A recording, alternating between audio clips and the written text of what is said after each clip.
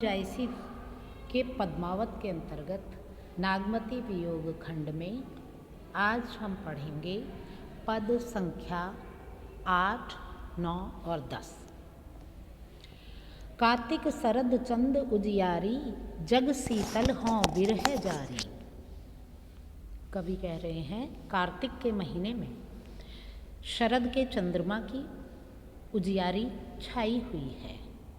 जग तो शीतल हो रहा है इससे, यानी कि ये उजाला जगत को तो शीतलता दे रहा है, परंतु मैं विरह से जली जा रही हूँ।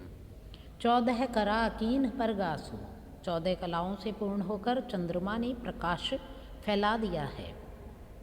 जानो जरे सब धरती आकाशु, परंतु मुझे ऐसा लगता है कि जैसे धरती से आकाश तक सब जल ही रहा है। तन मन सेज करे अगिडाहू, मेरे तन और मन में सेज अग्निदाह को उत्पन्न कर रही है। सब कह चांद मोही होई राहु, सब इसे चंद्रमा कह रहे हैं, चांदनी फैलाने वाले को, परंतु ये चंद्रमा मेरे लिए राहु बनकर आया है। तन मन सेज करे अगिडाहू, सब कह चांद मोही होई राहु, चहूँ खंड लागे अंधियारा। चारों ओर यद्यपि चंद्रमा के निकलने से चांदनी फैल रही है, परंतु मुझे तो चारों ओर अंधियारा ही दिखाई दे रहा है। जो घर ना ही कंत प्यारा, क्योंकि मेरे प्रियतम मेरे स्वामी घर पर नहीं हैं, इसलिए उजाला फैलाने वाला ये चंद्रमा प्रकाशित होने पर भी मुझे चारों दिशाएं अंधेरे से घिरी लगती हैं। अबहु निठुर आव एही बारा, हे निष्ठुर प्रियतम, अब तो इस बार तो आप घर आ जाइए। परब देवारी होई संसारा, अब तो आप घर आ जाइए, क्योंकि इस संसारिक जगत में दिवाली का पर्व मनाया जा रहा है। सखी झूमक गावही अंग मोरी, मेरी सखियां अंग मरोड़ मरोड़ कर झूम झूम कर गा रही हैं। हों झूरो बिछुरी जही जोरी, परंतु मैं विरह की अग्नि में झुलस रही हूँ, क्योंकि मेरी जोड़ी मेरा प्रियतम बिछुड़ा हुआ है, मेरा प्रियतम घर नहीं है। जही घर पीयू सो मुनिवरा पूजा, जिनके प्रियतम घर पर हैं वह कार्तिक पूनों को सप्त ऋषियों की पूजा करती हैं। परंतु मोह कह विरह सवती, सुख दुख दूजा, परंतु मुझे तो विरह और सौत का दोहरा दुख है। मोह कह विरह स्ववती दुख दूजा, परंतु मुझे तो विरह और सौतन इन दोनों के ही दुख दुगने होकर सता रहे हैं। सखी मानहि त्योहार सब गाई दिवारी खेली, सभी सखियाँ दिवाली के गीत गाकर खेल करके त्योहार मना रही हैं। हों का खेलो कंत बिनू, तेहि रही झार सिर मेली, परंतु हाँ भगवान, हे भगवान, मैं स्वामी के बिना क्या खेलूं। इस दुख में मैं अपने सिर में मानो धूल ही डाल रही हूँ। अगला पद है अगहन ऋतु का। अगहन का यद्यपि पाठ्यांतर्गत मुझे पुस्तक में दिखाई नहीं दे रहा है, परंतु मैं आपको ये पद पढ़ा देती हूँ, संभवतः काम आएगा। अगहन देवस घटा निस बाढ़ी, अगहन में दिन घट गया है और रात बड़ी हो गई है। दूभर दुख सो जाई की मी काढ़ी, और मेरा दुख भी बड़ा दूभर हो गया है। रात बड़ी होने से मेरा दुख भी बड़ा हो गया है, क्योंकि ये रात अब कैसे बीतेगी।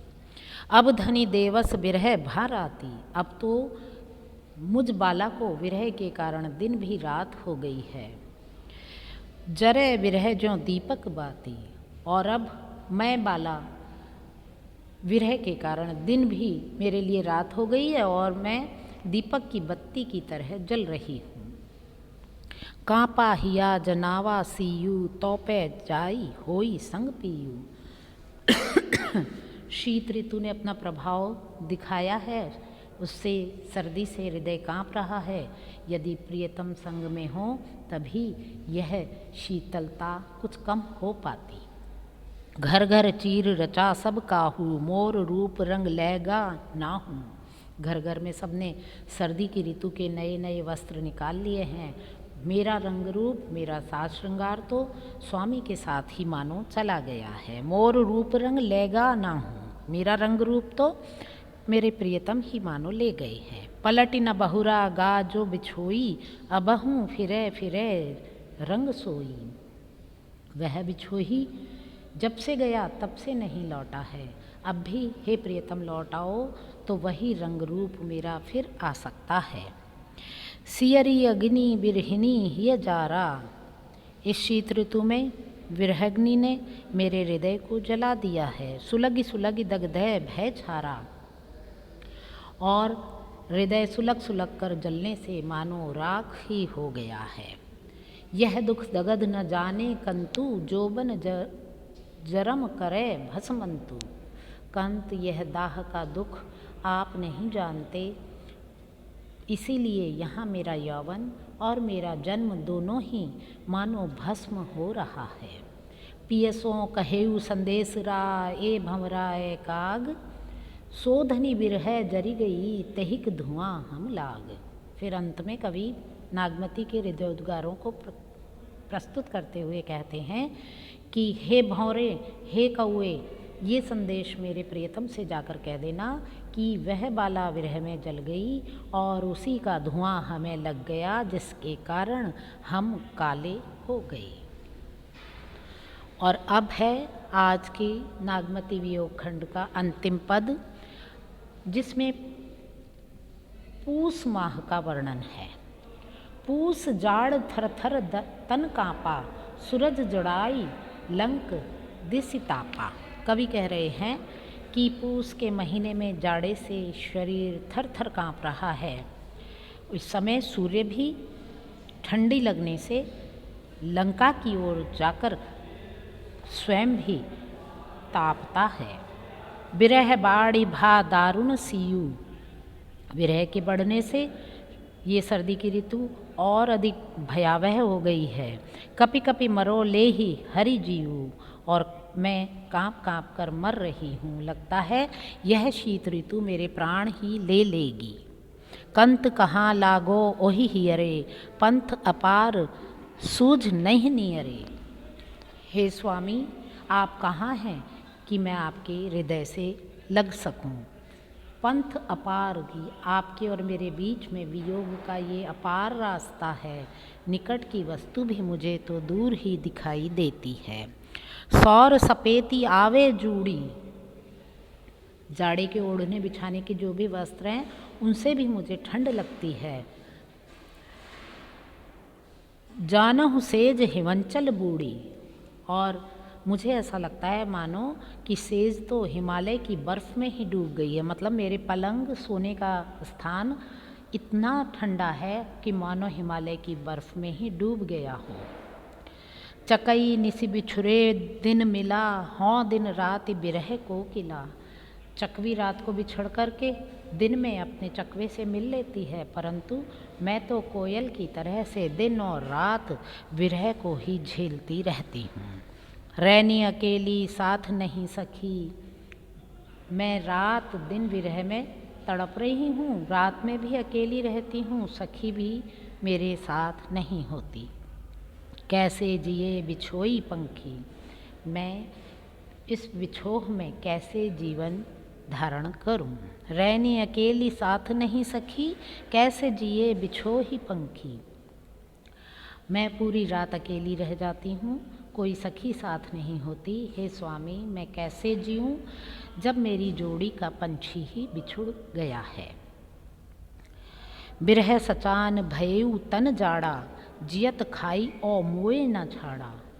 विरह रूपी बाज ने भयंकर रूप में शरीर के चारों ओर मंडरा रहा है कि ऐसा लगता है कि वह मुझे जियत खाई और मुए न छाड़ा, कि मुझे जीते जी खा ही लेगा। मरने पर तो किसी तरह भी यह विरह रूपी बाज मुझे नहीं छोड़ेगा। रकत ढुरा मासू गरा, हाड़ भयू सब शंख। विरह में कवि कहते हैं कि विरह में नागमती कहती हैं कि मेरा रक्त आंसू बनकर ढल गया, मांस गल गया, हड्डियां सूख कर शंख हो गई हैं, हाड़ भयो सब शंख, धनी सारस होई ररी मुई।